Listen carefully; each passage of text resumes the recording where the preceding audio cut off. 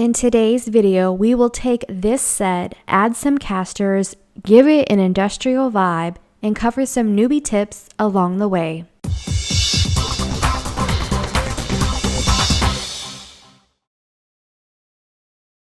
Hello everyone, welcome. This is Sab's Rehabs, where I take worn, old, outdated furniture and give it a whole new look. This is a set of end tables I found on Facebook Marketplace for $30. You can see they have some wear and tear. The finish is failing in some areas. It is pretty low to the ground, so I do want to lift them up a little bit. And a couple handles are missing, so I'll have to do something different here. If you haven't already, go ahead and subscribe to the channel, and if you can do me a favor, go ahead and boop that like button real quick if you find anything helpful at all in this video. I start this flip by removing the hardware and disassembling the piece so it's easier to clean.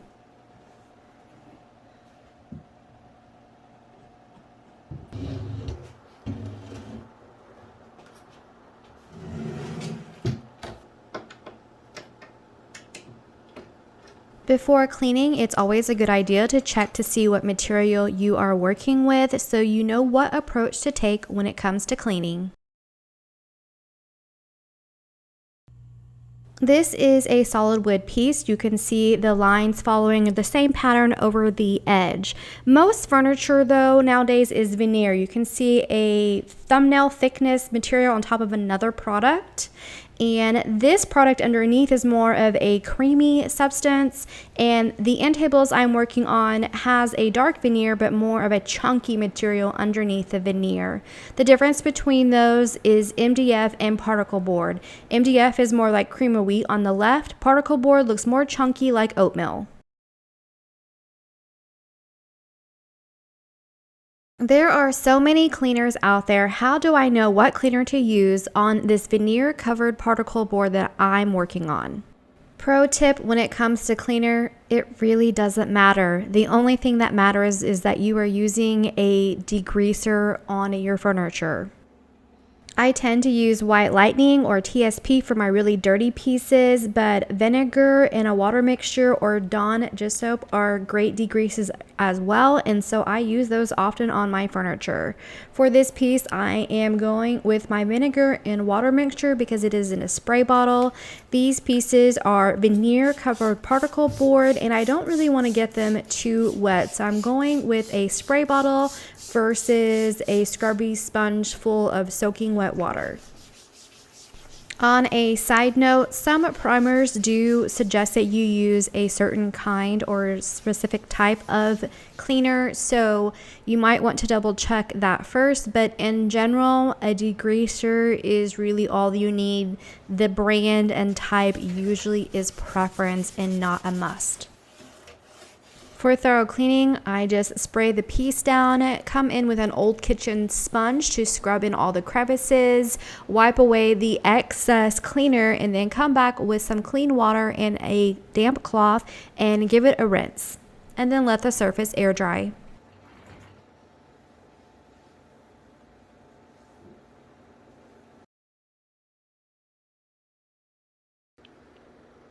I ordered these stem and sleeve caster wheels off Amazon. I will make sure to put a link in the description. I started by measuring out what size of holes to drill in the bottom of the end tables. The length and width of the stem versus the sleeve are different, so I will be using two different drill bits to make this work. I draw an X on the bottom of each leg so I know where the center is. I held up the stem to the drill bit and put a piece of tape onto my drill bit so I don't drill past the length that I need.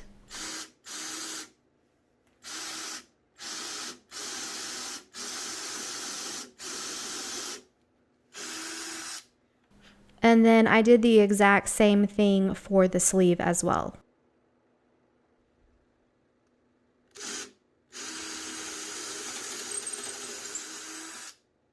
When putting the sleeve into place, make sure you use a rubber mallet and not a hammer so you don't deform the shape. I will add the wheels at the very end. Now, on the tops of the end tables, it's kind of hard to see since the material is dark, but there was some water damage that was bubbled up veneer.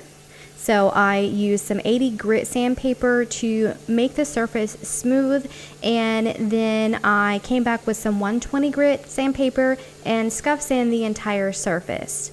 Now, for the areas that had trim around the front and the back of the end tables, I did use one of my spongy foam abrasive pads from Surf Prep to get into the grooves and details. Next, I wipe the surface down with a damp, lint-free cloth and let the surface air dry.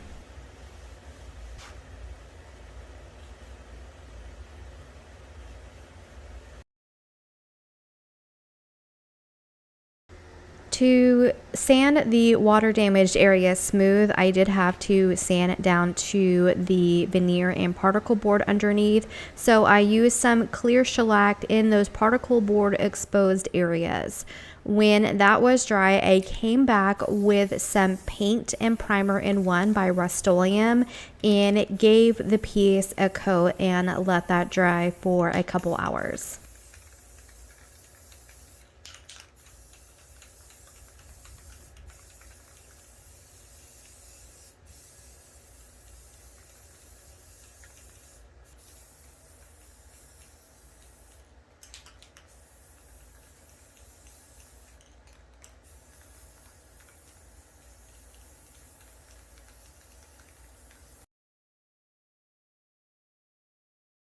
All right, industrial usually means rusty goodness, so I'm going to use some wall texture and some rust color paints to make some faux rust on these end tables.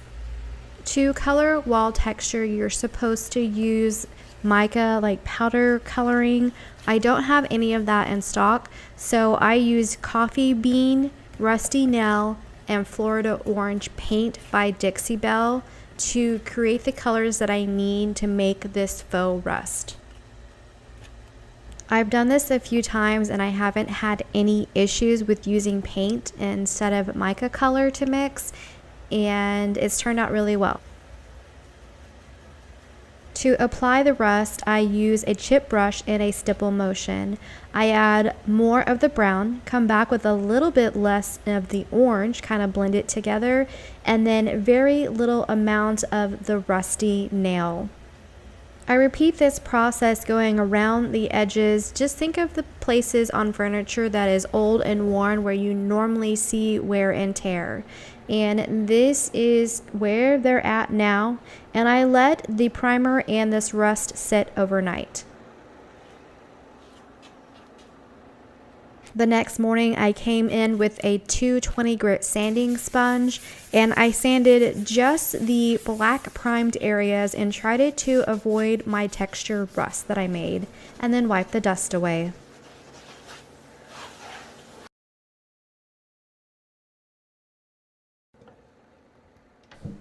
I typically leave my drawers inside my pieces to spray my paint, but I do go ahead and tape across the opening so there isn't any overspray on the sides or in the inside of the drawers.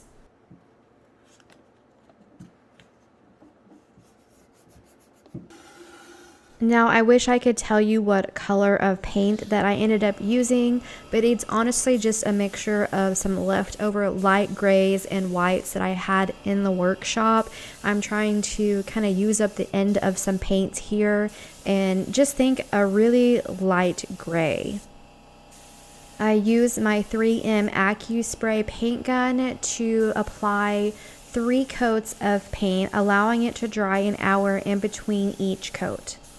My last video, I gave thanks to those who have done a super thanks on my channel, but I didn't list names because I couldn't figure out how to go back and look at it, but I have figured out how to do that. So thank you so much, Hema, Liz Howard, and Victoria Lady One for supporting my channel.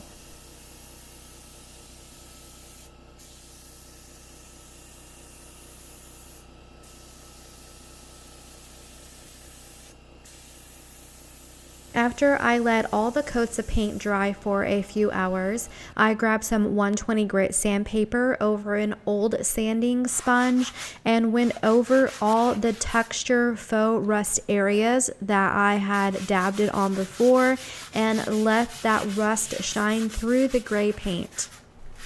I then came back with a super fine grade sanding sponge and went over all the painted areas and then blew the sanding dust away with my air nozzle.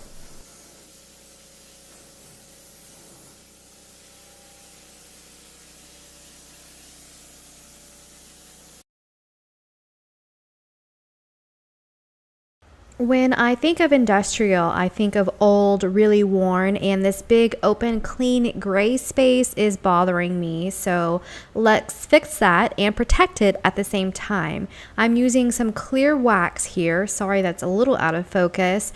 After the clear wax, I come back with some Annie Sloan black wax to add some worn grunge, and it's exactly the touch that I need for this industrial vibe that I'm trying to pull off.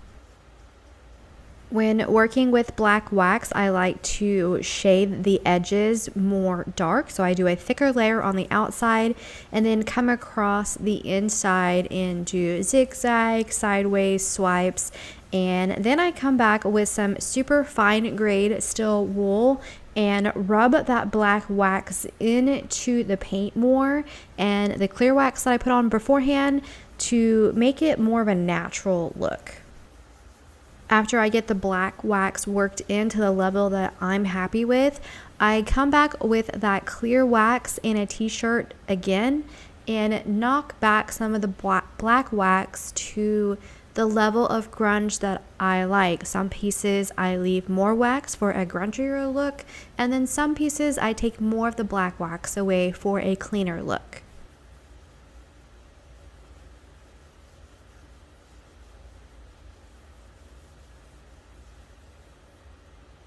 And you can just see how the black wax really takes the rust to a whole new level. I let the black wax sit overnight, and then the next day I came back with another clear coat for protection, so it has 3 layers of wax. After that was dry, I buffed it. With wax, you can buff to a high sheen or low sheen. The more you buff, the higher of a shine you get.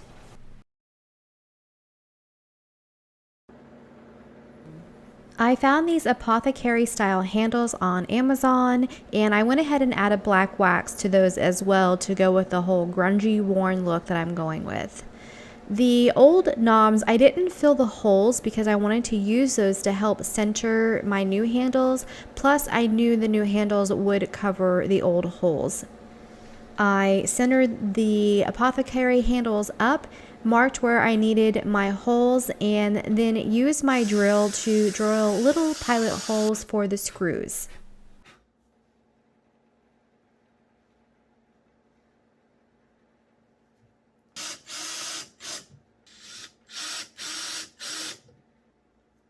I flip the end tables upside down to assemble them and add that lower shelving back on, and then also put the new wheels into place.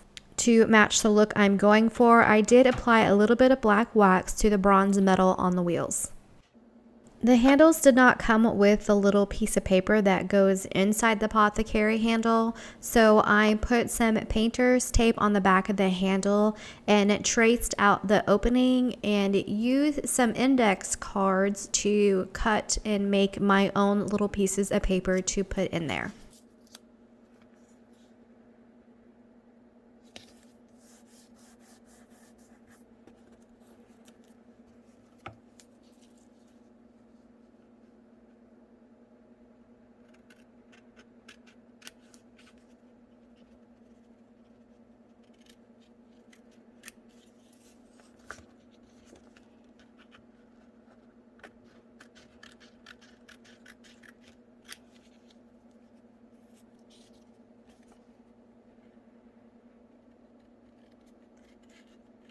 The last thing to do is to put the little pieces of paper into place, and then these end tables are done.